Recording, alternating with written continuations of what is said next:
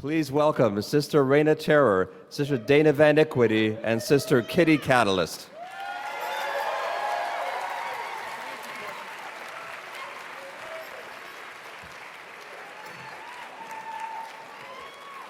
Good evening, San Francisco.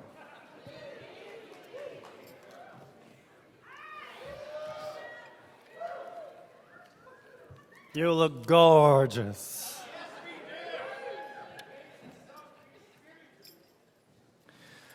My name is Sister Raina Terror of the San Francisco Sisters of Perpetual Indulgence.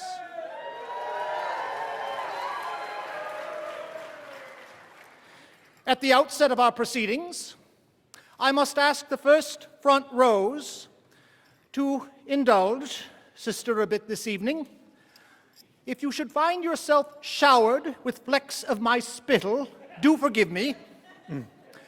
Sister is attempting to enunciate around a particularly challenging orthodontal device.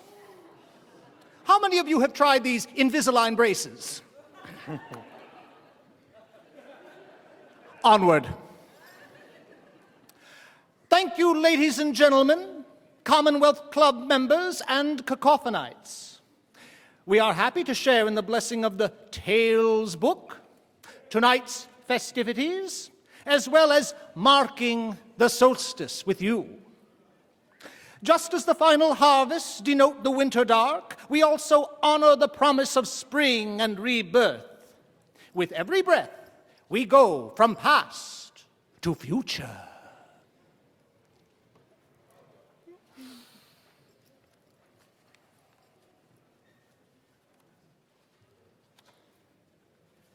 Hello. What?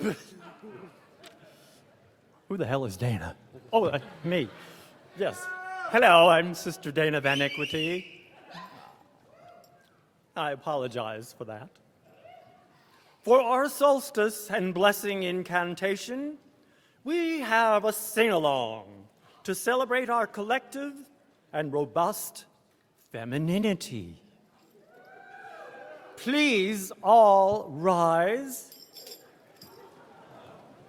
And could we have the house lights up a little bit so they can read their lyrics? Most of you have lyrics before you. So we will ask you to join in when we cue you. Maestro, please. A little louder. Higher. Much louder, please. I wrote this next song for women all over the world. I've always singing, and my ovaries dancing.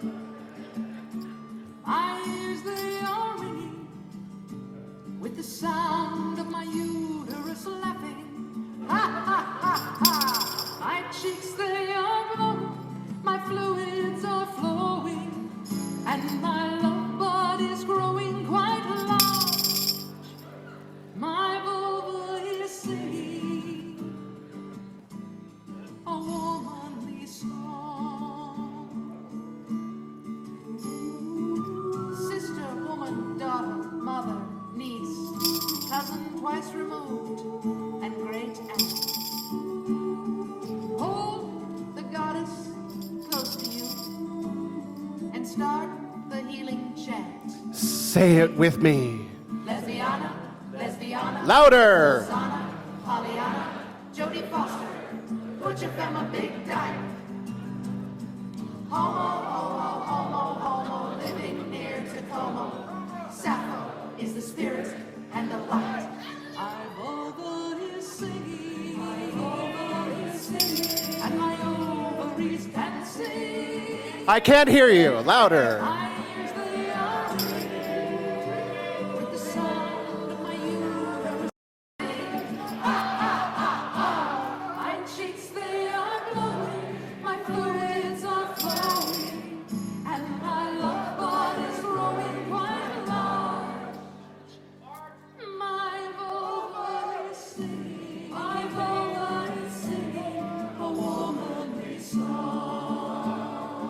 Everybody sing along! My vulva is singing, and my ovaries dancing. My ears, they are ringing with the sound of my uterus laughing. Ha, ha, ha, ha. My cheeks, they are glowing, my fluids are flowing, and my love bud is growing quite large. My vulva is singing a womanly song. My vulva is singing a womanly song.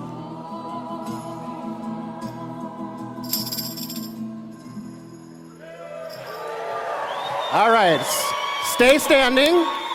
We're going to go into the audience participation bonus round now. For our consecration, we have an audience participation blessing. Your role is not that hard, but let's go over it real quick. It's going to be 3 snaps up, followed by a woohoo. So it's snap, snap, up, woohoo! Let's try that all together now. Snap, snap, snap, woohoo! That was dreadful. Let's see if you get better. Please turn to the left. Turn to the left. Turning to the left. That's the opposite of your right. And repeat after me.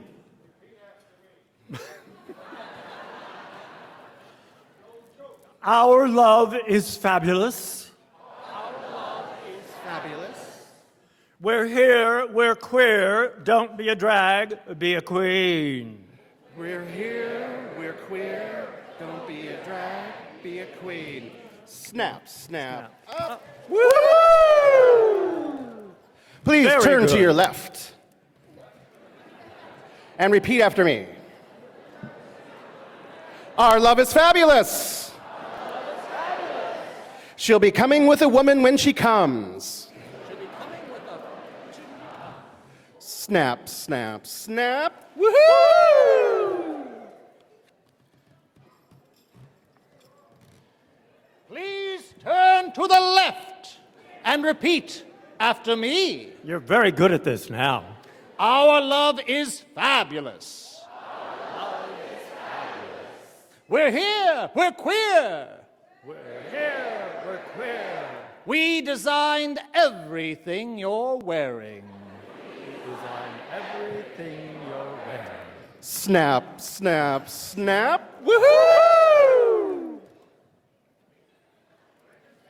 I bet you're just in anticipation of what's coming next. Please turn to your left. And repeat after me. Repeat after me. Our love is fabulous. Our love is fabulous. 3, 5, 6, 8. We're tough dykes, we don't have to fucking rhyme. We're tough dykes. We don't have to fucking lie. Snap, snap, snap. Woohoo! And now we close the blessing, invoking the Trinity. In the name of the Father, Daddy. and the Son, Daddy's boy. and the Holy Ghost of Harvey Milk. Amen and women. Go and sin some more. Rock on!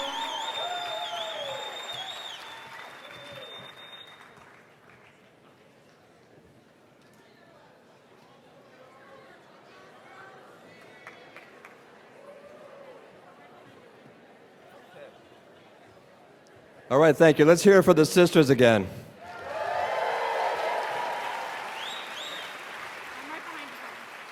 Great. We're just moving this furniture a little bit to make some room for the real program going on here after we just had the real program.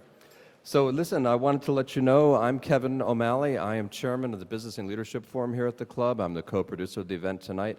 And John and Carrie and I originally put this together, and I was lucky enough to be able to partner with Karen and Aaron in the Inform group and make it go absolutely insane. So we're very happy to have it insane tonight, and we've only just begun.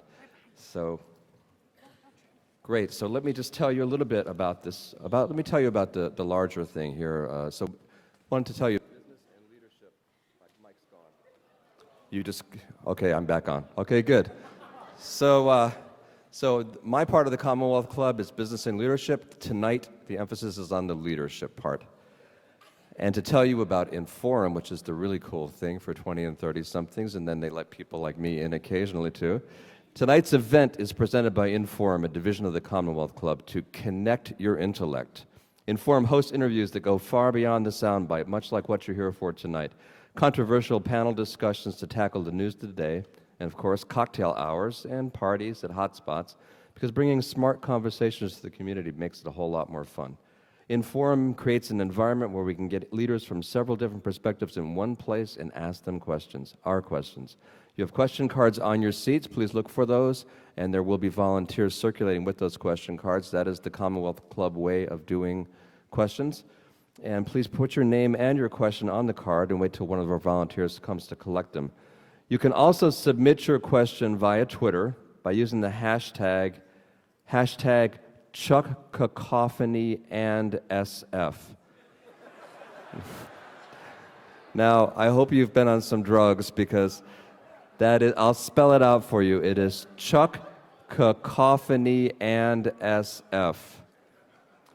ChuckCacophonyAndSF. I'm not responsible for this hashtag. So our moderator, Brad, will incorporate your questions into the interview during the last 20 minutes of the program. Now, more about the Commonwealth Club's Inforum. They're brainy, they're fun, they like to drink, and it's your community. So please welcome and make the most of it. If you're not a member of the Commonwealth Club yet, I encourage you to consider it.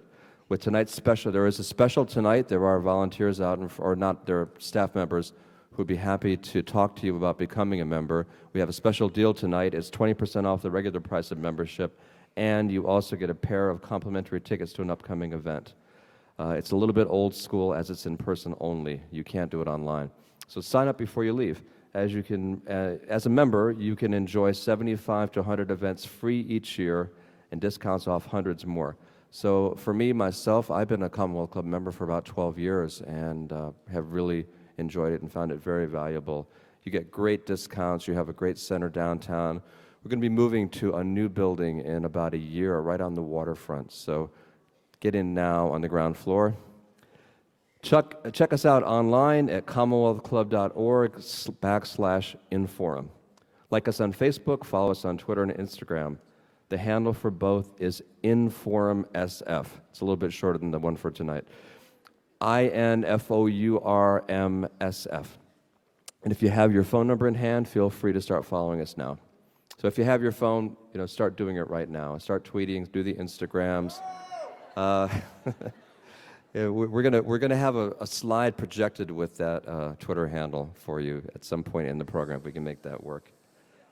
Okay, so Inforum has got a wild fall lineup coming, and they're hoping that they will see you at an upcoming event.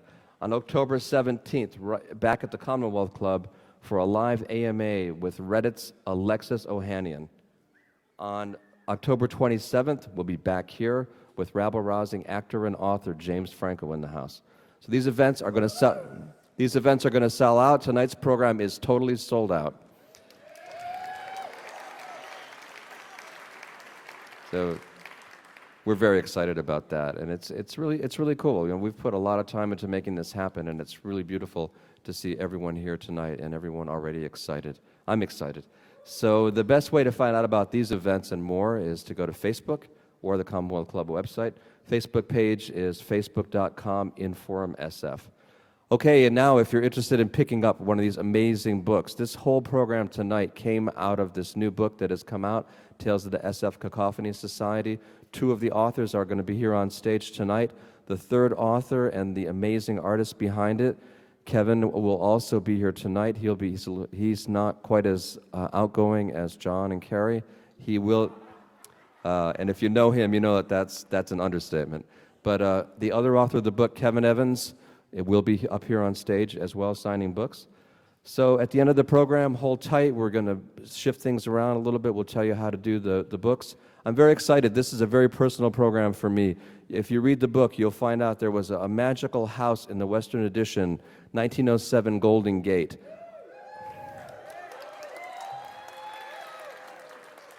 Now, if you don't know what 1907 Golden Gate means, you need to buy the book. And if you don't know what 1907 Golden Gate means, there's a woman named P. Siegel who's been... P. Siegel is here tonight, and I think we're going to have to get her to sign the books too, because she was a major force in editing the book. P. has been a friend of mine for 30 years, since our old days in North Beach. P. was a major influence on a lot of us, and all of the original planning for the Cacophony Society, and almost everything happened at 1907 Golden Gate. I was lucky enough to live in an apartment downstairs in this big old building, kind of like Rosemary's Baby. 1907 Golden Gate was really like Rosemary's Baby in a lot of ways. But a lot of that happened there. I knew John and Carrie from those days, which was 25 years ago. Reconnected with them again around this wonderful book. We were able to initiate things and bring it to Carolyn and partner with Inforum. I'm really, really pleased to see all of you here tonight. I'm very excited. I'm very proud to have been able to put this event on. And I'm very proud of this amazing book that these guys have. And I'm really happy to have Chuck here, too. Chuck wrote the foreword to the book. I will now let you move into the program. There's a couple of thanks that I want to give here. We want to thank Derek Rolfs of Bravium Wines for always being so good to us and providing the amazing wine, always. To Kal Spelletich, Simone Davalos, and David Calkins for bringing their wonderful robots to the reception upstairs. To Eddie Cadell and Rudy Rucker for helping us live stream this event. This event is being live streamed right now all over the world. I personally have friends who are watching in Sweden, Ghana, Spain, and South Africa right now. So it is, and it will. So we also want to thank Emily Duffy for parking her fabulous art car outside for all of us to see. We want to thank, of course, again, the Sisters of Perpetual Indulgence for their blessings. And in advance, we have a special bonus for you, and Stuart Mangrum, I want to thank him in advance. He's going to teach us how to create our own cacophony. And last of all, the amazing crew of volunteers and staff at the Commonwealth Club and the beautiful Castro Theater that make these events so much fun and made this all possible tonight. So now I'd like to introduce tonight's moderator. Brad Wieners is the executive editor of Bloomberg Businessweek. But don't let that fool you. He's got a really dark past that started right here in San Francisco. He's undercover at Bloomberg. He is still doing a little bit of culture jamming, I think. You're going to find out more about that tonight.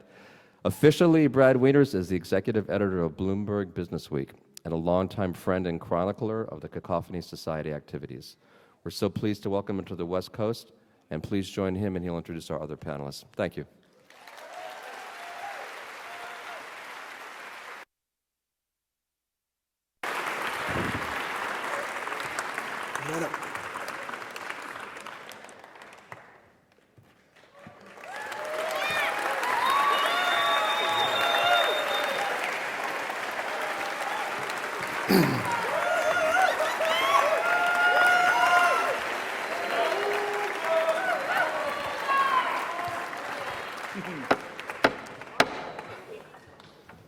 Thanks, Kevin. Thanks, sisters. And good evening and welcome to tonight's meeting of the Commonwealth Club's Inforum, Connect Your Intellect. You can find us online at commonwealthclub.org/Inforum. And it is true. I'm executive editor of Bloomberg Businessweek. But maybe not for tonight. I'm going back to my past tonight, and I'm going to be your moderator for this evening. And our program for tonight is Chuck Palahniuk and the San Francisco Cacophony Society, Creating Culture from Mayhem. And it is my great privilege to introduce John Law,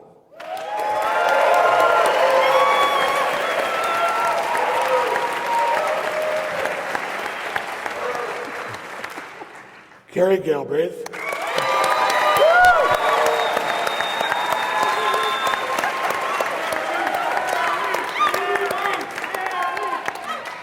and Chuck Palahniuk.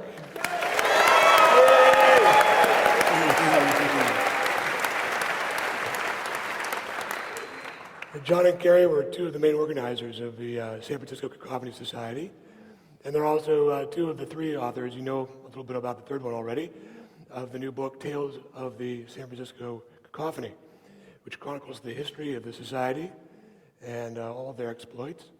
And Chuck Palahniuk, I'm sure you know, is the author of Fight Club, Choke, Invisible Monsters, and several other fantastic novels. He is also a prominent member of the Cacophony Society's Portland chapter, and a contributor to this new terrific book, San Francisco Cacophony Society. So please, one more round. Give it to him.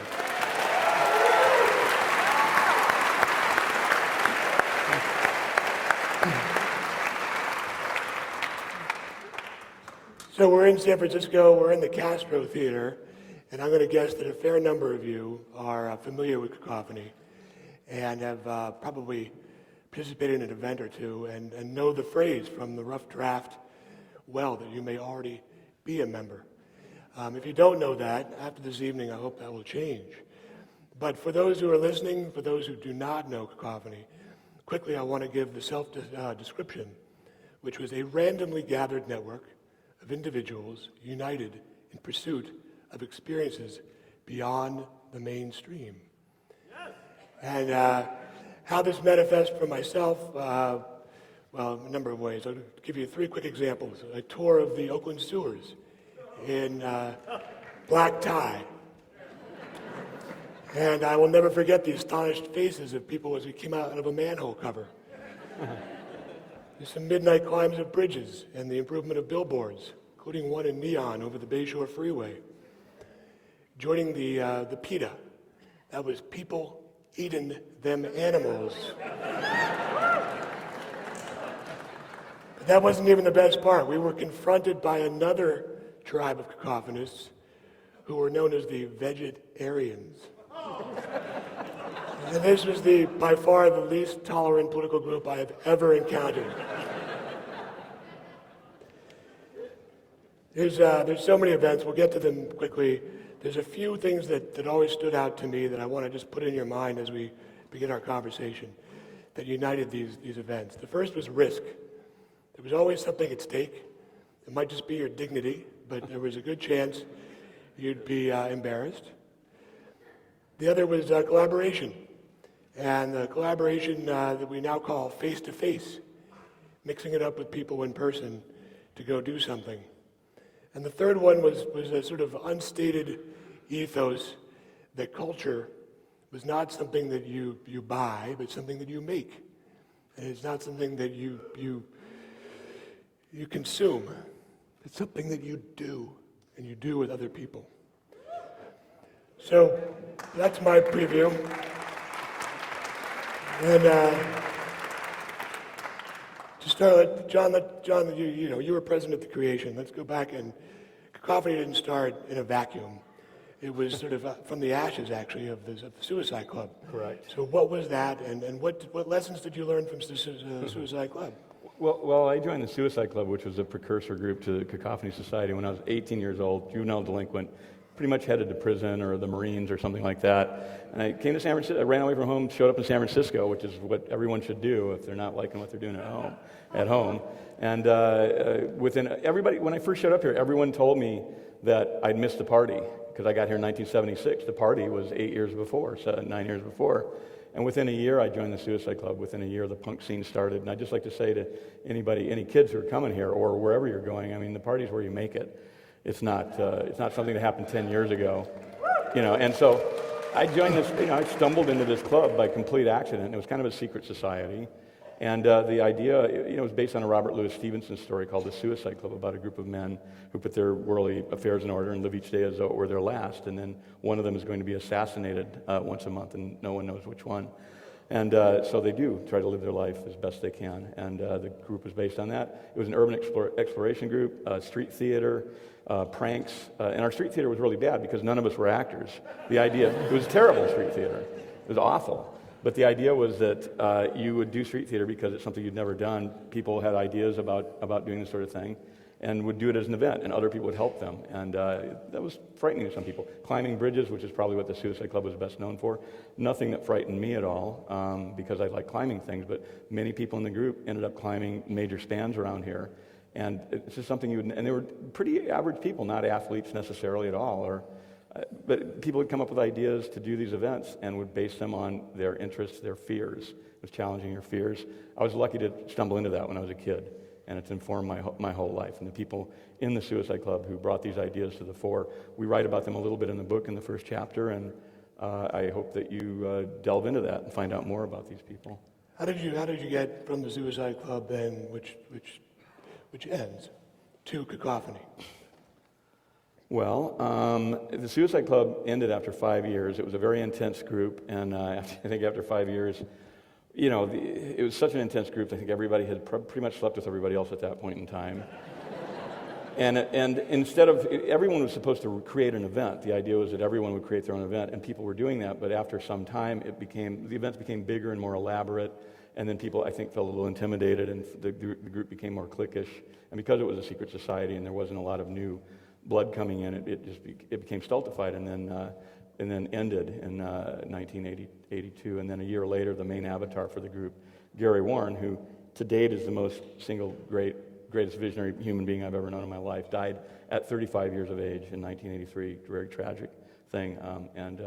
So that kind of was the death knell for that scene. And then a few years later, some folks from the Suicide Club decided to start another group. They were bored and tired of Reagan presidency and things like that, and so they thought they should do something fun. And we got a new crew, including my dear friend Carrie here, who kicked off the Cacophony Society in 1986. Lance Alexander, who's in the house somewhere, who kind of wrote the manifesto for Cacophony. Other folks in the house, P. Siegel, who you've heard about, Don Herron, who was in the Suicide Club, did the Dashiell Hammett walking tour, still does them. Was one of the folks. So Carrie, I found out from you just yesterday that you were part of the team that put together the Suicide Note Writers Workshop, which is still one of my all-time favorite Cacophony ideas. Yeah. And it made me think about how important satire has been to this group. And was that a big motive from the beginning? I think it kind of came out of what we were doing. It was obvious that Suicide Note Writing Workshop just sounded like the epitome of a literary event.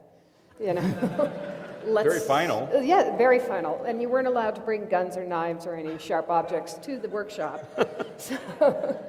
But we had 12 to 15 people show up, and we were serious. We read famous suicide notes, and we studied, and we read out loud what we'd done, and we helped each other write better notes. I still have mine. I don't carry it with me anymore, but, But you did for a while. I did for a while. Just in case.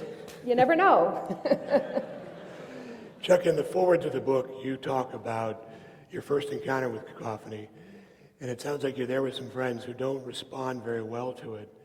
And you end it by saying, I'm going to need some new friends. Did you find those in the Portland chapter of Cacophony?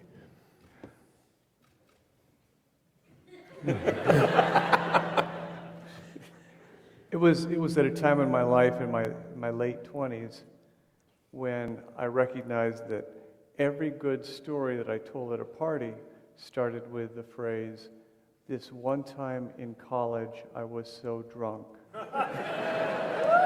Every story I told that was worth telling started with, "This one time in college when I was really high."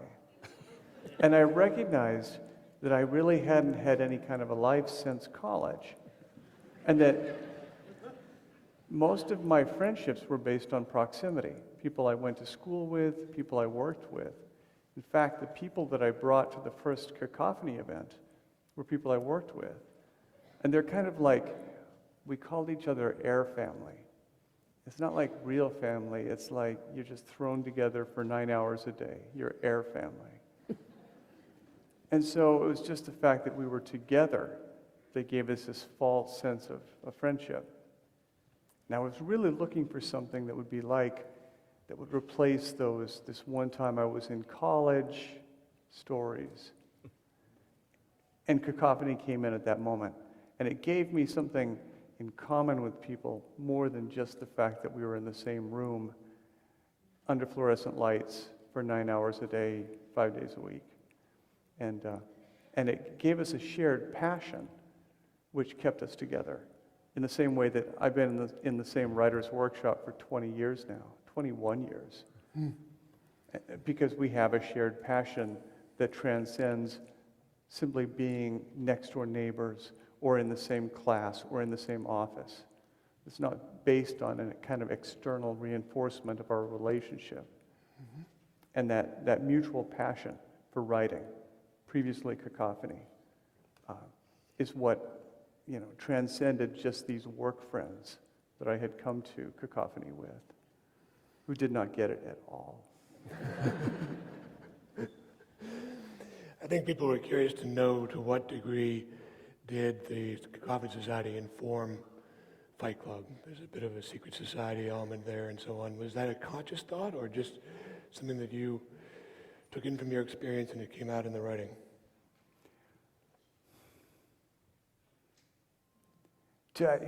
In the interest of full disclosure, I was also going through EST at the time. Hey, there you go.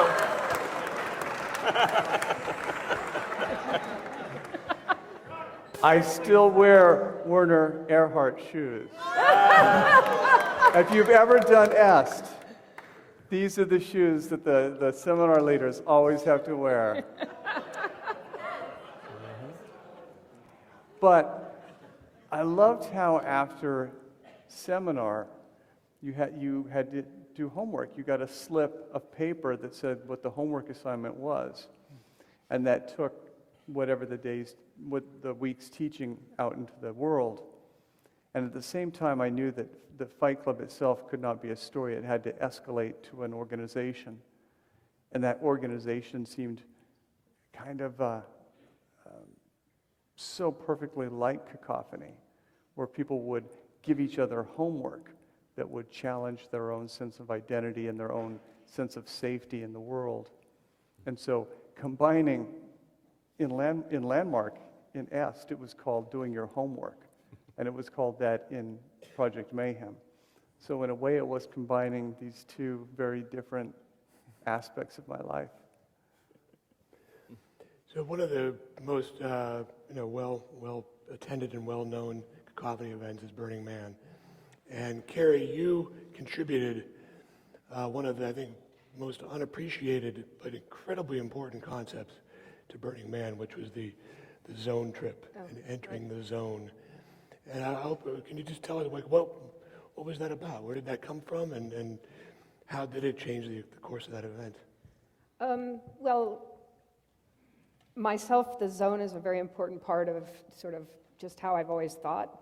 And I'm obsessed with Russian and Eastern European literature and film, and I don't know how I became obsessed with it, but long before you met Cacophony, I was already deep into it. And also through literature, which was a big drive in my process, and the books of Thomas Pynchon, who particularly Gravity's Rainbow, which is all about the zone.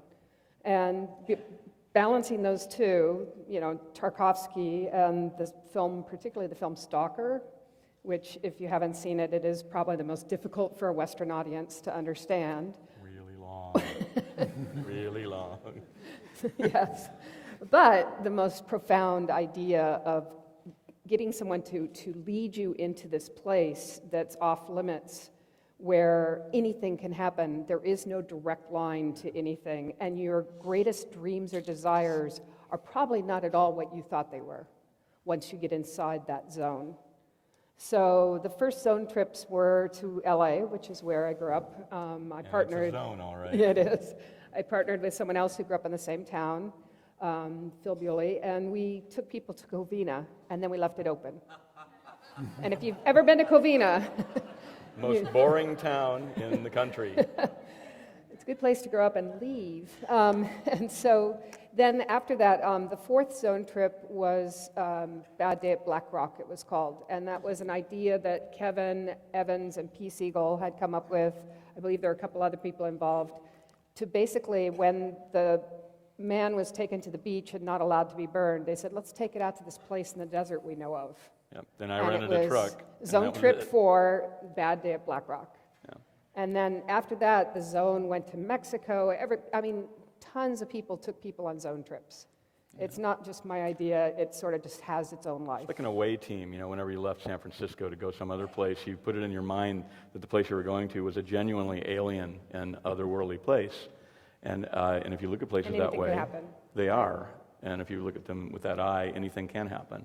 And that was really, in the most mundane of places like Covina. Right. So, Well, one of the things I remember about the last beach non-burn was a near riot because everybody was built in anticipation for this thing to burn, and then it didn't burn, which became like, if you ever do want to have a riot, try that. And we were shut down by the police, we were shut down by the police at Baker Beach. And it brings up a question I always have, which is how, or not, I guess it's a question, but you've always managed, the Cacophony did, to bring people into danger, to create the situations that could be quite volatile. And like the event where you two met, the Tennicon, it didn't. Oh, yeah, right. So can you talk a little bit about how do you find that margin where you can get out of your comfort zone and push pretty hard, but not end up in jail or... Well, you don't know that you're not going to end up in jail. Exactly. You can't know that you're not going to end up in jail. That's part of the point. The idea for the way I always approach this, I got from the philosophy in the Suicide Club that Gary and Adrian and other people kind of set up, was that if you're playing out in the world and somebody punches you in the nose, they're playing too. I mean, the police are in the game too. So you can't really complain. I mean, if you put yourself out there and you're pranking out in the world and somebody doesn't like your prank, it's just as valid for them to react in whatever way they're going to, and you have to be ready for it. I watched a mime one time, a mime named Robert Shields, in Union Square, and he would do the mime thing where he'd walk up behind people who were walking across the square, and all of the lunchers were looking over and watching him, and he'd be following people who had no idea he was behind them, like inches behind them, and making the exact same walk they were doing. And he did this several times, and he jumped behind a construction worker, big burly guy, he's right behind him, his lumbering walk like this, and Shields was behind him, lumbering walk like this, and the guy caught him out of the corner of his eye and just turned around with a roundhouse punch. And Shields knew it was going to happen, and he leapt back like a praying mantis 50 feet and ran and started running across Union Square in a really exaggerated run like this, letting the construction worker get within inches of grabbing him for, like 10 minutes all the way around the park. So you have to know what you're getting into, and you make agreements with the people that you're doing it with. And that's the important part, is the agreement. It's a very important part. You go, if we agree that we're going to go climb the Golden Gate Bridge, for instance, you agree not to bring drugs, not to bring alcohol, because that's stupid, okay? And because you're already breaking the law once, and you're not damaging the environment. When we climb bridges, we would always leave the hatches closed as we found them. We never let anybody know we were there. As a matter of fact, my dear friend John Gilmore, one time, he told me he climbed the Golden Gate Bridge. He said, yeah, we left stickers up there that said, "We are everywhere." And I'm like, no, go back and get them and take them down. He went back, got them, and took them down, because the idea is that you weren't there. And the agreements that you make with people are things that you hold to while you're in the process of doing the event. Stick it out to the end. Keep it And to the end. that's true. We did that with the zone trip concept. The first one, I just put it in the newsletter. Meet at my house at 11 o'clock on Friday night. We'll be back probably Sunday around 11. Nobody knew what it was. I didn't say where we were going or anything. It was just, just meet at my house. And I gave my address out, and some total And how many strangers people? came. You didn't know half the people, right? Yeah, we had at least 8 people, and I only knew 3 or 4. Yeah. You just showed up. Hi, I've got 2 cans of tuna. I'm going to be here all weekend. It was we very drove much to LA with an them. agreement that we were going to enter into this thing together, and whatever happened, happened. Yeah. Chuck, with the Portland chapter, it was a challenge to figure out who to include, who might be iffy. I mean, John would come to me sometimes and say, "I think we've got an undercover cop in our midst." Did you have similar issues where you felt like people might be trying to infiltrate what you were doing, or did you not share his paranoia? No, I was a paranoid one. That was the blessing of being so low tech. in the early 1990s, that it was a cut and paste newsletter. It wasn't blasted out. It was almost impossible to share. So that really the only people getting it were getting it because of the effort of a lot of other people. And so it was really easy to keep it a secret, to keep it very contained, because it was just this piece of paper. And so no, we never had that problem. But when we came to Portland with the Portland SantaCon, that's when I first met you. I thought the event was, we had gotten in a little bit of trouble in San Francisco the year before in the second SantaCon, which was 1995, where 3 Santas were arrested.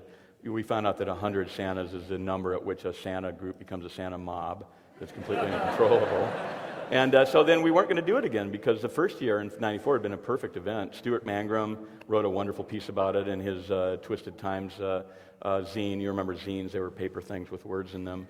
And it was a wonderful story they wrote about it. And we weren't going to do it again, but then we did it again in '95, and people got arrested. And then we were definitely not going to do it again. But then, by then, this Cacophony meme had gotten out. Portland Cacophony had started a while before. And our friend in Portland said, well, we like this Santa thing. We're going to do this Santa event here. And I'm like, wow, Portland's a nice, quiet town. What could possibly go wrong in Portland, right? And so we go there, and we put the word out, and I figured maybe 10 Santas from San Francisco will go. Our friend Nancy Freeberg, who was a travel agent, booked a flight. There were 70 Santas on the flight from San Francisco. Reverend Al and a bunch of folks came up from L.A., flew up from L.A. He made a like a little aside about something about plastic explosives while he's in line in a Santa suit. And they pulled him out of the line. He got a later flight. But had he done that nowadays, I'm sure we'd never seen him again. But he made it up there. So there were like hundreds of, they were all over the place. In the Portland, we were met at the pardon my French, we were met at the airport by the Portland Police Intelligence Bureau and a SWAT team on the curb, because they had heard that we were anarchist Santas who were there to trash the town. I'm opening, we were talking to this Intelligence Bureau cop. I'm opening my wallet going, look, we have credit cards. We're like the Elks Club. We're going to spend money here. And so then we go to Chuck Linville's house, who you know from Portland, and he was one of the main organizers in Portland. And by then the Santas, we were there for 3 days, right? The Santas have split up in different groups. And each one of us has a cop car following us. I swear to God, it's ridiculous. And so we go to Chuck's house. He had an airport metal detector sensor at the door, and 2 guys with assault rifles on either side, in Santa suits, on either side of the door. And you had to go through the metal detector to get in there. And that's where I met this guy, who was like writing in his notepad. And I'm like, we knew that the police had tapped our phones. It's a long story, but they knew our agenda. They had printed out our agenda and given it to people downtown, to the businesses downtown, saying, look, the Santa anarchists are coming here to trash your businesses, which is not true at all. So I'm like really paranoid, and this young, really fit-looking guy in a Santa suit's like taking notes, and he's asking me all these like really prying questions. I'm like, wait a second, I think I made you show you your driver's license too, as I recall. And then he said, no, I'm writing a piece for some magazine or something. But that's how crazy it was, and they followed us around all weekend. They wouldn't let us into the mall, into the Lloyd Center Mall, which we wanted to go to because, what's that skater's name? Tanya Harding used to skate there, and she was supposedly going to be working out there. And so the Santas were collecting in this park across the street from the mall. And actually, Scott Beal, who's in the audience here somewhere, made a film, Laughing Squid. He made a film called "You Better Watch Out" about this Portland SantaCon thing. And you can watch it and see the SWAT cops and the tactical officers putting their shields and visors on and getting ready to beat up all the Santas. And they were in a line protecting the mall. And me and Santa Marcy McFarland and Santa Victor from Portland were literally having a parlay with the police there in the middle of the park. And they're like, you can't go in the mall. We're really sorry, but we'll have to arrest you if you do. We don't care if you have 1,000 Santas. We're like, okay. So we're all bummed out. And Marcy goes, well, look, we can't just leave. And she goes, let's go sing Jingle Bells. And so we start collecting all the Santas together, some of whom are getting really antsy and like you start yelling epithets at the police. And we're like, no, you can't do that. You can't say F the police. You can't say that. You can't say that because you don't understand. You lose if you say that. So we got all the Santas, started running towards the mall, and by this time it was a wave of Santas like Bedouin coming over a sand dune to get a train. Seriously, it was ridiculous. And then and the cops are flipping out. They're like popping their trunks, putting on their body armor, freaking out. We line up across the street, sing Jingle Bells without the dirty lyrics, do the human wave, go Merry Christmas, and turn around and walk back into the park. And that was that.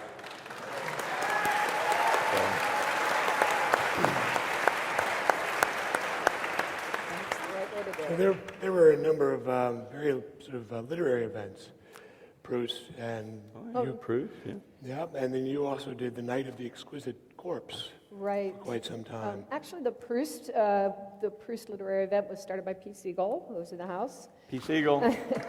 which spawned a counter group for the Charles Bukowski support group. But there were a lot of other literary events. And the Night of the Exquisite Corpse was something that had been done before, but it got sort of resurrected by Louise Jarmilowitz, myself, and a few other people who started to, what we did is we created a night of theater where the audience came, they saw a bank of typewriters, they wrote the play, and we would cover up everything that they wrote except the last sentence, and then the next person would step up and start writing. So it was completely a surrealist game, but it was an entire play. 3 acts with in-between little pieces, and then there's usually a Q&A at the beginning, and we would have it placed somewhere, in an insane asylum, in hell, in a bus station. These would be the acts. And then the audience would write the play and then sit down and watch it. It'd be performed right then. That was like the only legitimate theater thing that we ever did in an actual theater, I think. Yeah, I think so. Yeah, we did it at the Noe Valley, and then we did it in Victoria. Yeah. 'Cause most of the events were you could take any idea and make an event out of it. Some of the more elaborate ones, that you may hear about. It sounds like, well, I couldn't do that, but people would come up with the simplest idea and make an event out of An it. event could be 2 people going to the movies and then talking about it Walking, afterwards, yeah, or walking in the it could be a midnight walk in the park, or it could be some elaborate costumed Atomic cafe in a giant underground bunker system whatever. with 100 It could be people. anything. Yeah, Atomic cafe. Yeah. So It was always a collaborative thing, and nobody owned Cacophony. There's never any ownership interest in the name. There were plenty of egos involved, but nobody ever actually could control or make there a wasn't business any out of ownership. it, or an ongoing event that yeah, somebody could making any capitalize money on. off of a Cacophony event was frowned on quite heavily. Yeah. So. I like that. Chuck, of the events that the Portland chapter pulled off, is there one that stands out in your mind as a signal event? We had an event called the Art Mall, and there was a failing art gallery in the center of the art district, the Pearl District in Portland. And before they lost their lease, they gave us one night. They said, you can have the shell of our gallery. And that night is going to be what Portlanders call First Thursday, when all the galleries launch their new shows. And all of the people who want to drink wine and want to kind of mingle and hit on one another show up with this big fashion show strut, this big promenade through all these art galleries. And we decided that we would collect the worst, craftiest, most obscene art that we could find. And that we would hire the worst mimes we could find. And we would serve the worst cheese we could find. And we created this, basically just a party to kind of offend people who were there to be indulge in art. And it had the credibility, it had the juxtaposition with legitimate art on either side. And it had the flow of thousands of people who just stumbled in expecting legitimate art. But instead they got like montages of vibrators and monstrous things. And we had a blast. The only problem is people would not leave our gallery. They recognized that our scene, this thing that we had put together, really was so much more fun than the legitimate art that I felt sorry for the real artists who were launching that night, who got no sales, who got nobody. And all of our crappy art sold.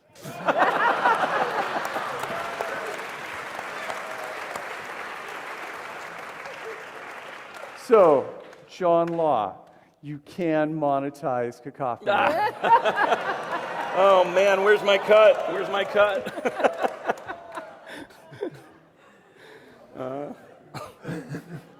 You don't have to spend the money on anything worthwhile. But. There you go. So we are going to begin including some of the audience questions in about 5 minutes or so. If you have one, please write your name and the question on your piece of paper. We'll also get some tweets coming in at Inforum SF. So one event that I've long remembered is the one called Kill Your Television. And I saw Cal. I haven't seen Cal in years. He's here tonight. You got together, what, 500 or so televisions? Okay. The Kill Your Television event was Chad Mulligan's, which is not his real name. He will not let us use his real name. We couldn't use his real name in the book. He came up with some of the greatest ideas in Cacophony, including the Chad Mulligan. Some of you might know him. Okay, he's probably here somewhere, but I wouldn't know. But he came up with the idea, as well as the salmon run against the stream at Beta Breakers, which he started with Bianca Oblivion, also known as Annie Coulter, but it was Chad's kind of drive to get that event going. But the Kill Your TV thing, he just knew that he could go get televisions, right? So he got me and Michael and a couple other folks to help him collect televisions for like 6 months. And at that time, you could go to a television shop, and in the back room, there was always like a bathroom or a closet or like a back room that was completely filled with junk television sets, because they couldn't get rid of them because they're like toxic. They have to pay to get rid of them. So the television repair guys would just keep them there. They'd have like 50 to 100, or, depending, or, a bunch in their television shop. So we just go, and they were so happy that some idiots were willing to take away their television sets that they couldn't get rid of. So we took them. We amassed 500 television sets on Illinois Street down by the Seaman Warehouse, and it was just a really great scene. Yeah. A lot of stuff happened there that we can't talk about to this day. And we amassed 500 television sets, and they came up with all of our friends came up with different ideas on how to smash them. Kimrick Smythe won for crazy ideas. He did virtual suicide, which was you would be filmed, you'd sit in a chair being filmed on a camera, giving your suicide speech because you're going to kill yourself, as you're projected onto a television set that's 30 feet up above on the edge of a warehouse with a long extension cord on it. And as you gave your final suicide, screech, the television was thrown off and smashed on the ground below. So we tried to drive a car through a wall of television sets like Wendy O. Williams, but it didn't quite work out right. And it was one of the very few events that Survival Research Labs ever was involved in that was like not an actual Survival Research Labs event. And People Hater, which is a spin-off group from SRL. And SRL is the granddaddy of machine art groups in the world. Somebody should write a GD giant coffee table book about Survival Research Labs and about the transgressive machine art scene. Somebody out there needs to write that book and spend like 3 years on it, killing yourselves like we did making this Cacophony book, because it's one of the most interesting stories, and that stuff started here in San Francisco. SRL, Seaman, People Hater, they're just a bunch of different groups that came out of that scene. But anyway, so Kill Your TV, we smashed all these television sets, and then the kicker was, at the end of the show, we lit this giant prop that People Hater had made on fire, and of course the fire department came out and the police department, and it's not a party until the police department shows up, in case somebody didn't tell you that. And they didn't shut it down because we were already closing down, but they called out environmental services, who came out the next day looking for an environmental disaster, and we were on the cleanup for 2 days straight, and we literally strained the dirt to get the glass out of it. The street was, this industrial street in the middle of nowhere was cleaner than it had been in 10 years when we were done with it. San Francisco Fire Department and ecological services from the city and the state came out on Monday, and they were looking for the disaster zone, and it was completely cleaned up. They left, nothing happened. But that was part of the ethos of Cacophony and the Suicide Club before. It was don't leave a mess, don't leave a trace. Where Burning Man got that from, in case you wanted to know. So I'm going to give you a first question from the audience, and then I'm going to pause and read for the recording here. Why is this kind of art, this kind of shock the complacent passerby kind of experience, placing the really awful art in the middle of that walk? Why is it important? While you're thinking of that, talking about the art show that Chuck was talking about, or yeah, I mean art, because I don't do art. I don't know too many people who do art. I mean, she's an artist, but she also did Cacophony. Why do you consider, I mean, you could do some of these events and they could be fairly self-contained, but they're very often done in public. They're done to have an encounter with other people. Why is that impulse important. While you think about it, I'm going to remind our audience that this program is presented by the Commonwealth Club Inforum. Connect your intellect. For more about Inforum and its upcoming events, please join the community on Facebook, Twitter, or Instagram. All at Inforum SF. Our program tonight is Chuck Palahniuk and the San Francisco Cacophony Society, creating culture from Mayhem. We're here with Cacophony Society organizers and co-authors of the new book, Tales of the San Francisco Cacophony Society, John Law and Carrie Galbraith, as well as acclaimed author, Cacophony member Chuck Palahniuk. And I'm Brad Wieners, executive editor of Bloomberg Businessweek, and your moderator for the evening. All right, back to the question. Okay, I thought that was a question. Why go to the trouble? I mean, we've touched on some of the reasons, but why not just have a party for yourself? Why go into public with it? Not all the events were street theater. I mean, only, maybe 10, I don't know, 20%, who knows? It wasn't really street theater. There was some. It felt like you needed to go out and play. You needed to play with your environment and play with the city, and that meant that you were interacting with people as they came by, because the city's your playground. You shouldn't have to pay to go out and play in your own playground. So if it meant that you had to go out in public and do it in public, sometimes it happened. Some things. I remember one time we did a midnight walk. We would usually end up at a pub around 1:30 in the morning. Last call. You're right, exactly. And this pub was one of the more divey pubs, and the clown bar. Oh God, yeah, and the Inner Sunset And the Clown guy, Bar, guy was so happy that we were there that he just shut the doors at 2:00 and let us keep partying. The Embers on Irving Street in the Inner Sunset, So one of the great evil clown it wasn't bars. always like getting people's face. It was often about incorporating people into play. Yeah, and the theater stuff, we started doing some of that stuff in the Suicide Club, and like I said, it was more to challenge people's fears about doing stuff in public.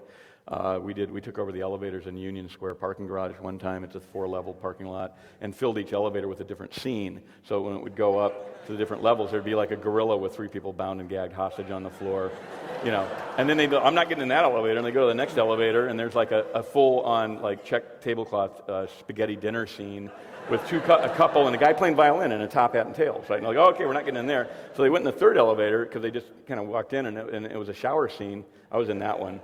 Behind the shower with a shower curtain, shower hat on, and 3 people with wearing nothing but towels waiting in line to get in the shower.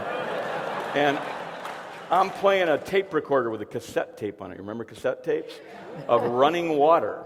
And these two little beautifully coiffed grandmas walked in wearing little furs, and they didn't even look when they walked in the elevator. And they got in the elevator, and then they looked around, and they started looking around. I looked over the shower curtain, and I said, ladies, you're going to have to take your clothes off and get in line like everybody else. So it was, it's just like we just would do stuff like that. Street theater, people would come up with the idea, and we would go out and do it. So. This question is clearly intended for you, Chuck. Does the success of Fight Club dilute the message? I'm sorry, what would you say? Does the success of Fight Club, so the novel and the film, dilute the message? Okay, what's the message? Did it what the message? Dilute. Dilute the message. Dilute the message. Oh. Yeah, because it. Oh boy. It's a stumper. In a way, I thought it was kind of the ultimate joke, because at the time I understood that 20th Century Fox didn't want to make this movie that was going to cost $80 million before they had to reshoot. And it was going to cost $20 million to promote. And I remember having lunch with Laura Ziskin, who was the development producer on it. God bless her, she died last year. But Laura Ziskin was having lunch, and kind of apropos of nothing, she said, we're spending about $120 million on this movie. And for what this costs, we could fix almost every problem in the Los Angeles school system. Are you having dessert? And the glory was that nobody wanted to make the movie except for the people who were in the movie. And nobody wanted to miss out on being this project that Brad Pitt wanted to make and David Fincher wanted to make and Edward Norton wanted to make. And so in a way, Fox got kind of blackmailed into making this. And in a way, I thought that it was the ultimate kind of cacophony thing, and that it was something that people were doing because they wanted to do it, not because they wanted a paycheck at the end of it. And everybody associated with that movie came up to me at some point during the filming and said, "This is unlike anything we've ever done. You know, we've made so many movies that were so programmed and so slotted to please their audience. This is the first time we've made a movie that we really wanted to make." And so it was that kind of spirit of cacophony on a big, big scale. Wow, that's a good idea. And it was a huge disaster.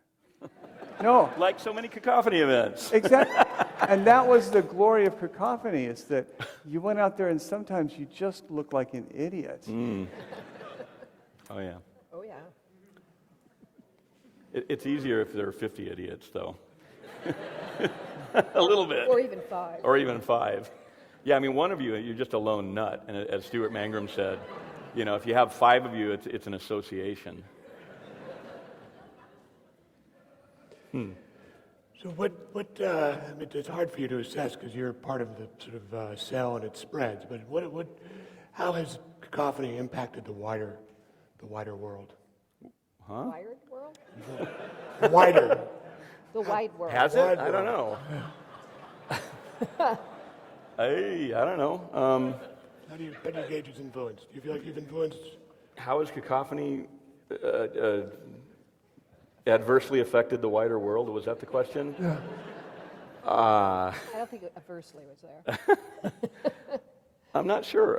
You know, a lot of the best stuff in Burning Man came from Cacophony and from the Suicide Club before it, and from other things, the Zone Trip concept, from a fellow named William Binson, who no one's ever heard of, who did a thing called Desert Site Works, where the entire intentional community concept came from whole cloth. And then we were reading a book, some essays by an East Coast fellow named Peter Lamborn Wilson called TAZ, Temporary Autonomous Zone, around 1991, 92. And we're like, wow, you know, this is what we're doing out here in the desert. So it was kind of shocking to find somebody writing about something without knowing, you know, it just fit so perfectly with what we were doing. So there were a bunch of different things that, you know, resonate with Burning Man. You know, the flash mob thing, I don't know that we invented it at all, but we did events that you could certainly call pre or proto-flash mobs, there's no question. Brides of March and things like that. I always got tired of stuff when we did it over and over and over, year after year, and the best events were often ones that only happened one time. And like I said with the Santa thing. There was also, you know, a certain amount of culture jamming that we did that wasn't called culture jamming at the time. It's called effing stuff up. But way. whether they were splinter groups that went out and did things, or whether that was actually in Cacophony under the guise of the Cacophony. Billboard Liberation Front came out of the Suicide Club and ran concurrently with Cacophony. It's a group that improved outdoor advertising and helped the really terrible copywriters that a lot of these ad agencies and you know, like big companies would employ. We helped them out with their copy. So that was one group that you're familiar with. Brad was an embedded reporter at the time. Embedded. Oh yeah. Chuck, do you think the internet, web, social media have helped, you know, would-be cacophonists, or do you think that they're an impediment to?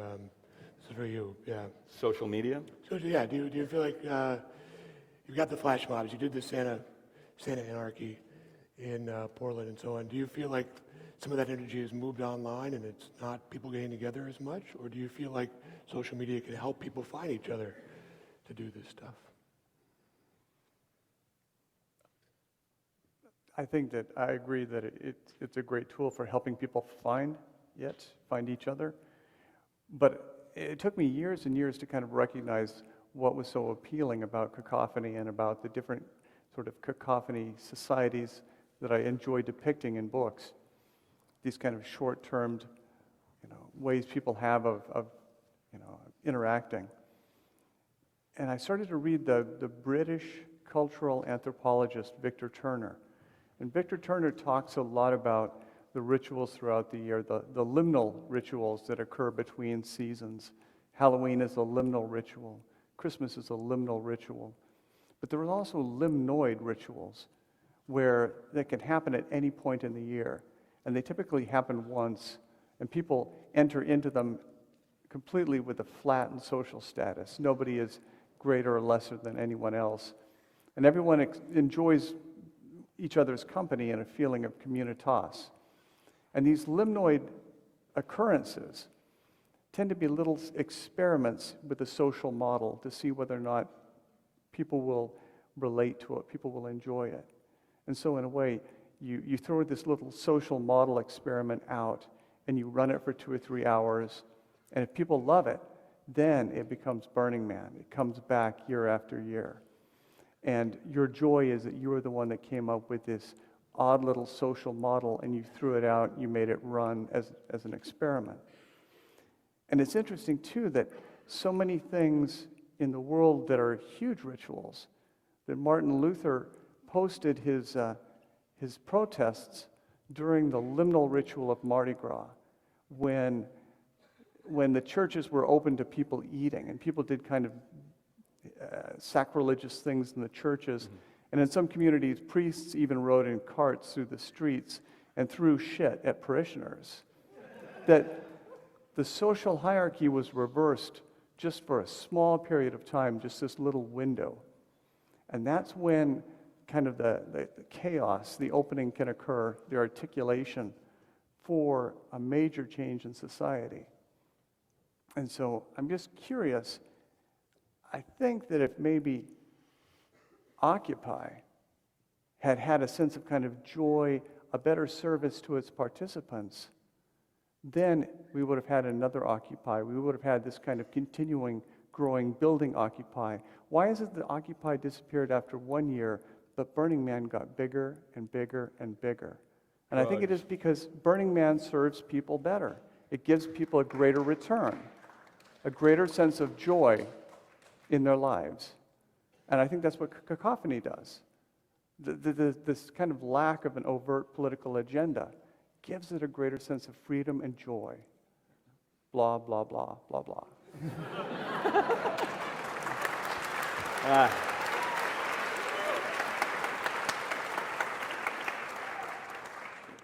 More sex and drugs at Burning Man. I think that had a lot to do with it.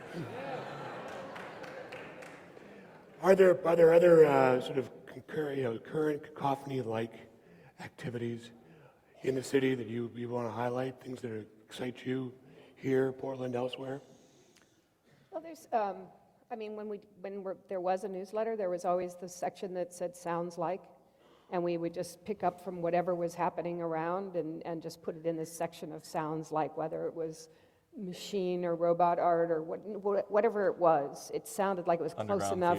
Underground theater, anything. Cool. Yeah, so there's always been a lot of different groups doing things that are cacophony-esque or whatever you want to call We them. don't own that stuff. Cacophony is not, it's just an idea, It's not an empire or something silly like that. It was just an idea. And, we put the idea out there. We hope our book is seen as a textbook that people can take, particularly young people, and can take these stories and ideas that we've stumbled upon, claim them as their own, mix them up with other stories and ideas that they find out about, and go out and, F stuff up themselves, So we're glad that the Commonwealth Club, we want to thank the Commonwealth Club for having us here, because we're hoping that a lot of the Commonwealth Club members will buy the book, forget about it, and their kids will find it and read it.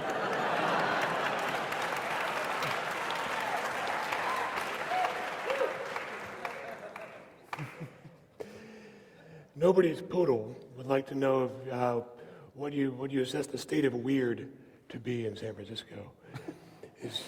Wait a second. How are the weird levels right now? It's not a competition.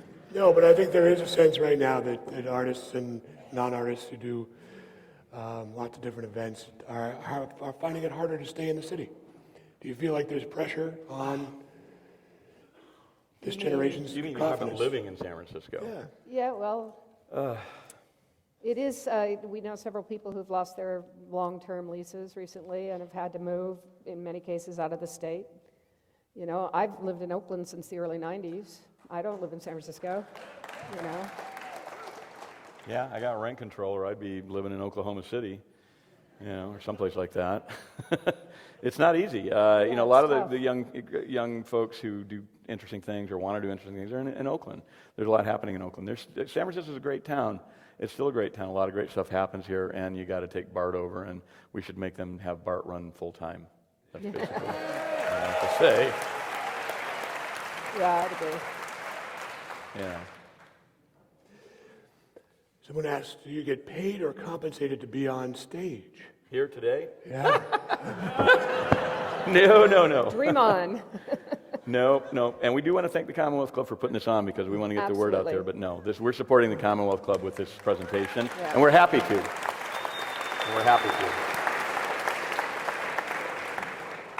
Another wants to know if this qualifies as a Cacophony event. Are we having a Cacophony event right now? We haven't been pied yet. I've been kind of expecting that to happen, but you know, sure, why not? We'll see what happens later. The after party is at Cafe Floor, which is a block down.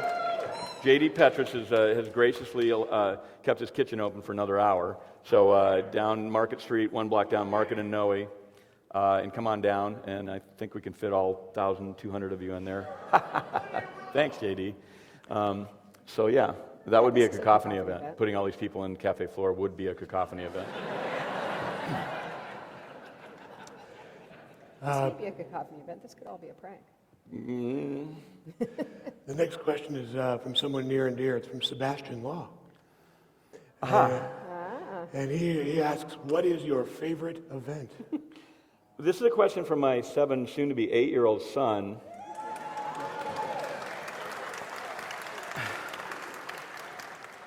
And Sebastian, my favorite event was about 3 months ago when it was really, really low tide, and you and I went down to the cliff house and found that secret cave underneath the cliff house and explored it, the cave where pirates might have gone at one point in the distant past. That was my favorite event that I've ever been involved in.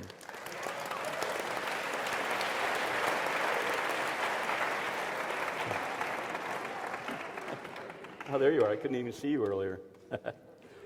So, John, you brought up the drugs and sex. One of the questions here. I wasn't talking about that. But a lot of these events did have a strong alcohol, drugs component. And one of the questions is, does Santa Anarchy have any meaning, or is it just a bar crawl? No, meaning? What meaning? Now? SantaCon, Now? did SantaCon have a meaning? Yeah. Well, who asked that question? Jesus, what kind of a question is that? You know, and I have to say, the drugs and sex thing, or whatever, alcohol thing, no. I mean, the Suicide Club, many of the Suicide Club events were absolutely no drugs and alcohol because you're already breaking the law or doing something you weren't supposed to be doing, and you had to have presence of mind, and the otherworldliness of doing these things was more than enough altered state of mind. You didn't need them. Cacophony had many events that were like that, although there were other events that, that were party events, absolutely. But you got high off the event a lot of times. Totally. I mean, if it was a good event and it scared the hell out of you or whatever, you did something to challenge yourself. I mean, what was your first event? You were probably high on Midnight Walk, yeah. My first event was an Enter the Unknown. I was, it was at 10 o'clock at night, meet in Golden Gate Park, wear warm, dark clothing, bring valid ID. She knew no one and had never been on an event before. Never been to Cacophony event, ever. And my roommate at the time, she was guaranteed me that I would be raped and then killed, and that, whatever was going to happen, and I was never going to return, so could she have the rent now, please? And I got there, and we went on this great walk through Golden Gate Park between 10 and 1 in the morning, and we ended up at Trader Sam's out on Geary, and I think we sat in the Philippines, I'm not sure. The Philippines, right.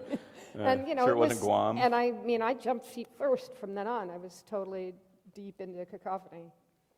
So many these adult things that you cite, like sex and drugs, with Cacophony, so often they were kind of disempowered by the Cacophony event. In Portland, we have so many adult businesses that we had stripper bingo, where you would get bingo cards that would say, she slaps her own ass or she licks her nipple. And we would all sit there intensely watching this stripper, waiting to see if she would do a thing, and whoever got, bingo.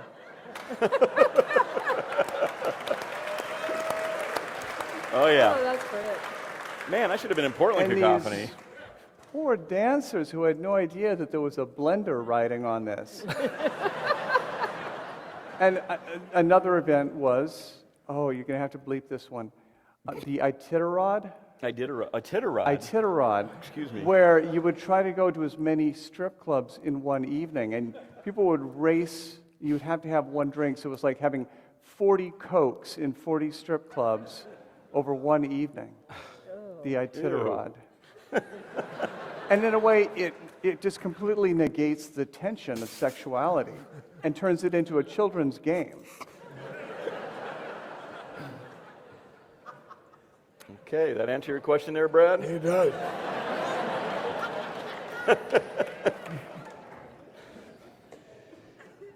Another question is, what do you feel when people take the images and stuff that you've created and use them for commercial purposes? You mentioned earlier that making money off the events was sort of a taboo. But it's already been done. It's been done several times. As a matter of fact, 5 years ago or so, there was a Bacardi commercial of people running against a marathon dressed in a as salmon fish. suit. Yeah. And it was and they were stopping in bars and drinking Bacardi rum or whatever it was, some liquor. There was the Camel did a meat parade. Meat parade. They had an advertising campaign that was about a meat It's politically parade. incorrect to smoke and to eat meat, so do them both at the same time. Exactly. So, I mean, it's been mined, I think, quite a bit. Yeah, they've been watching this for There's years. nothing you can do about it. Can't do anything about it. You can go kill them, but we're probably not going to do that because we're not murderers. Yeah. So, I'm definitely not going to go kill them. but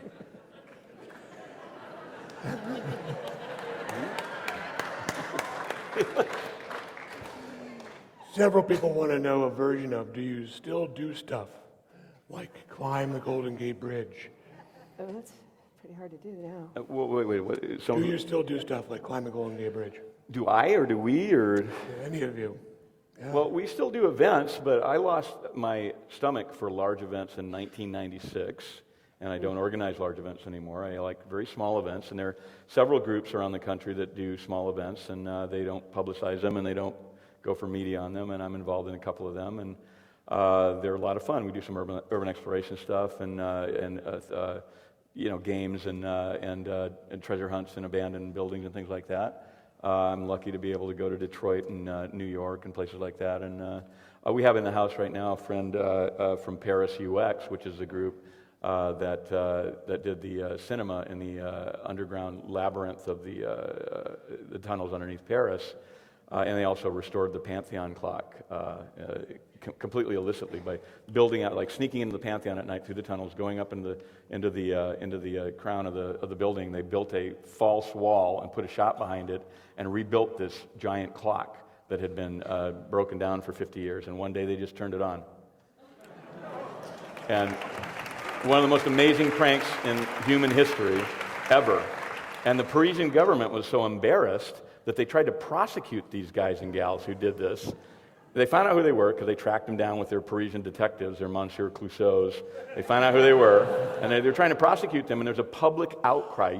You mean you're going to try to prosecute these people who restored this national landmark clock that you let fallow for 50 years? No, this is not going to happen. So he's in the house now. He's completely anonymous, and I'm not going to point him out. But I'd like to give a big hand for our Parisian cohort, Paris UX.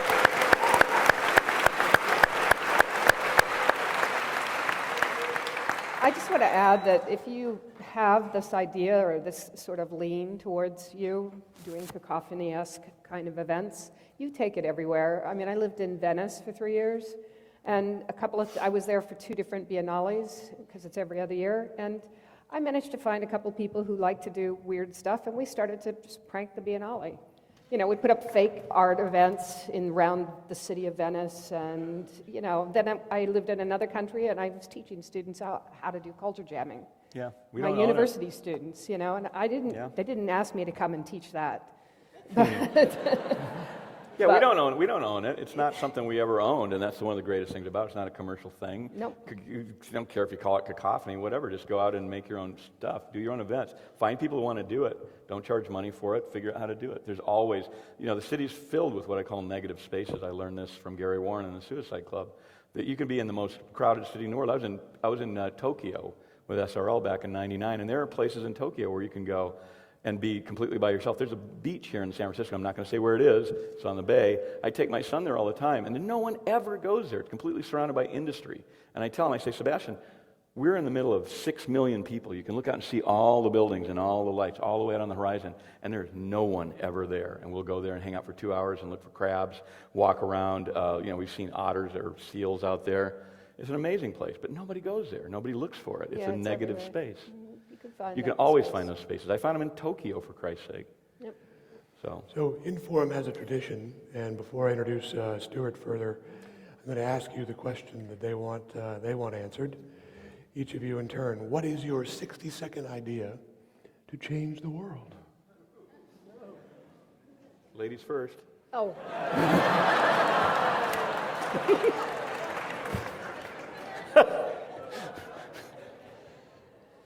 Visitors first. Wow, 60 seconds. I don't know, group hug. I don't know. More laughter. Change More laughter, change the world. More laughter, more, play. Play would make it a better place, don't you think?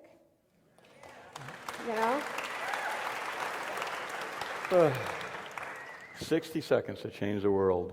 Well, now you only have 30. Oh, shit. Find out what you're supposed to do and do something else.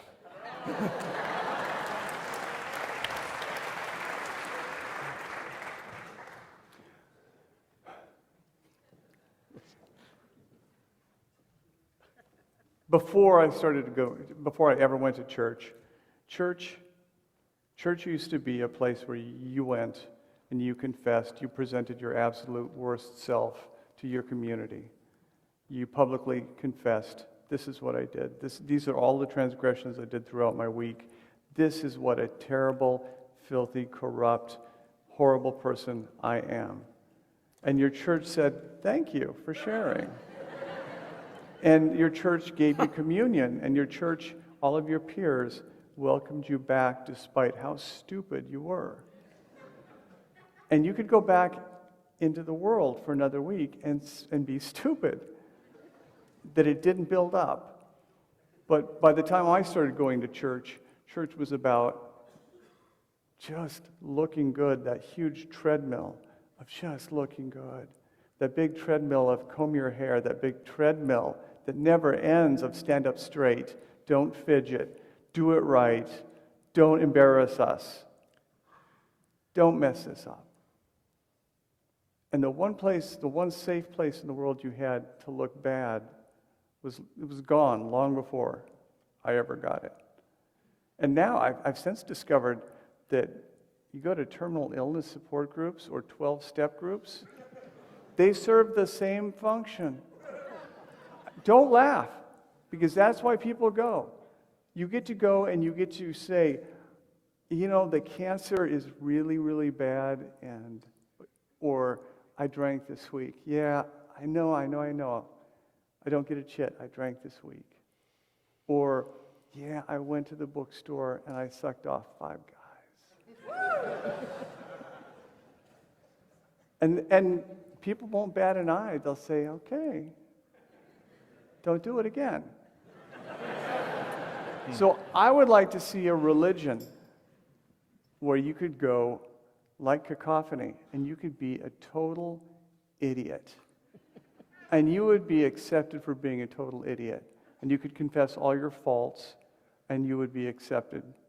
And you could go back out into the world without having to carry that increasing burden week after week after week.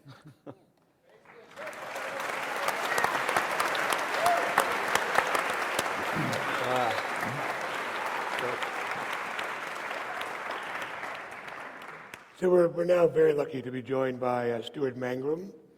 He is a cacophonist himself, head of education programs for the Burning Man Project, The wittiest man in the cacophony. editor and publisher of Twisted Times, which is still a great time. And he's now going to present us with a special tutorial. So to those who gave me questions about how do I get started, how do I do this, that is what he's here to do. Let's give a warm welcome to Stuart. Stuart Mangrum.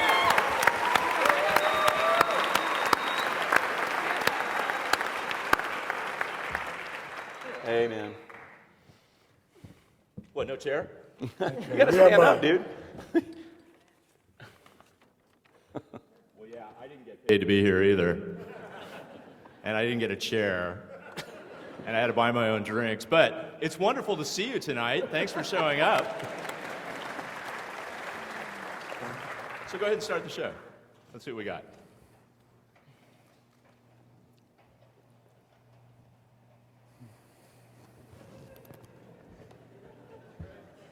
It's the pit of infinite impossibility.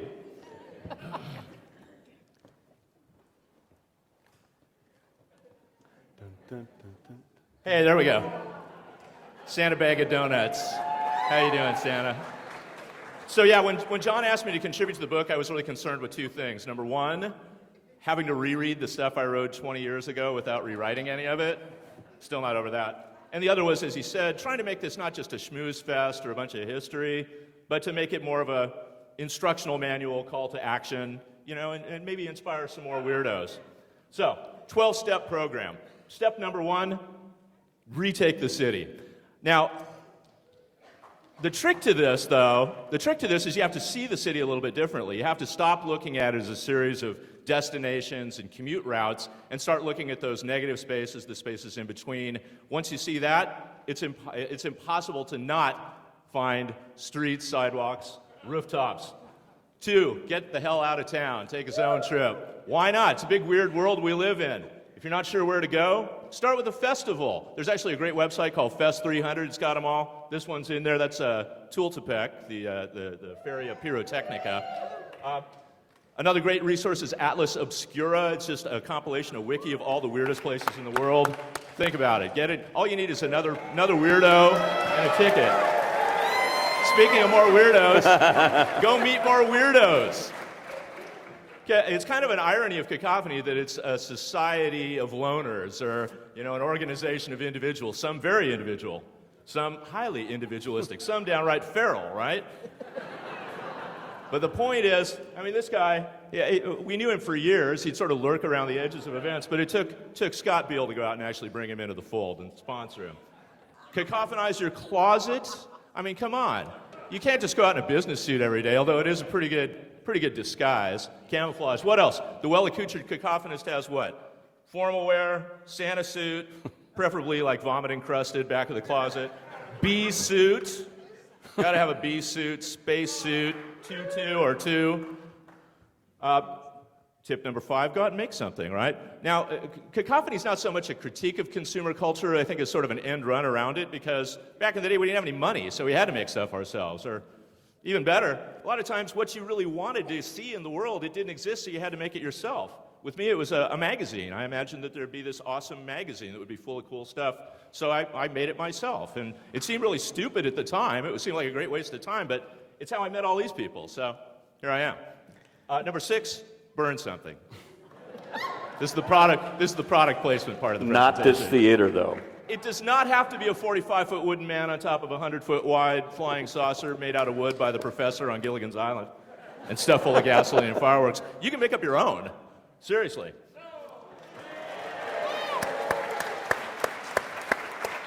Killing your TV is pretty popular. You don't have to kill your TV, but if you do, try to do it spectacularly like these guys from Ant Farm.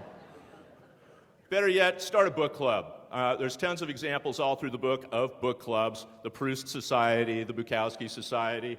All it takes is you and another person and a book and a bar. I like to do mine in bars. Shout out to the Belligerati, my group. Are you reading your pinch on? Are you reading your pinch on? Because you're behind, all right? Okay.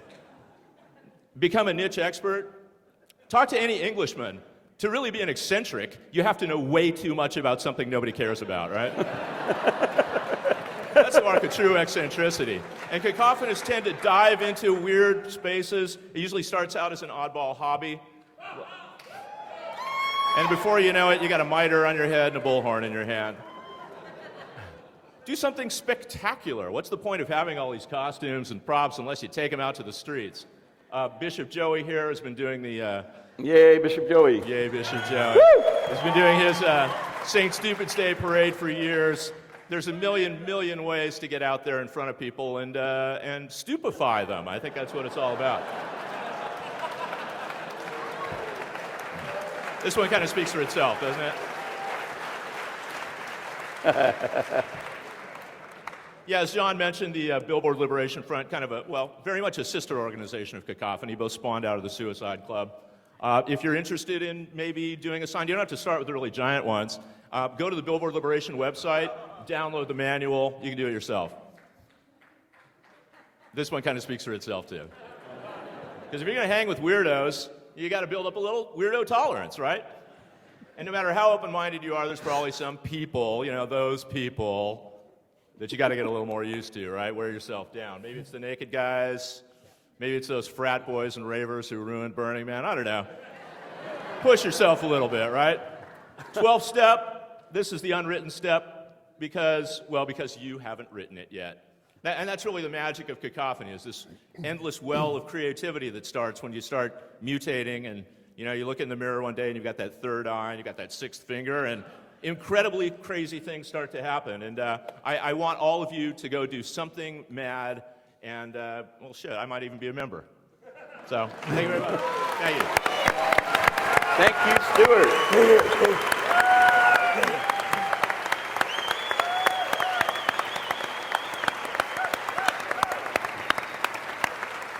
Okay, now what? Now what is, I'm about to gavel us out, which will be 3 gavels. But before I do, please know the Tales of the San Francisco Cacophony book are going to be for sale in the back of the theater. And actually, no, right up here on stage, momentarily. We're going to move furniture around and do that. That'll be cacophonous. And let's have one final round of applause for our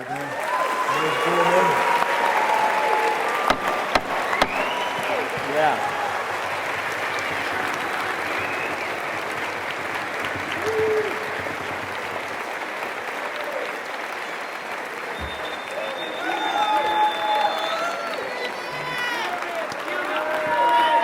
Oh, there was a request for a human pyramid. You want to try? Human pyramid? All right, you guys, thank you for being here. I don't think they're going to do the human pyramid. If you would like to purchase a book, line up at that very far end aisle over there and you'll buy a book down in front. If you want to get your book signed, you're going to line up on this very far end aisle. Do not come across the front here. Do not come across the front. Go around back.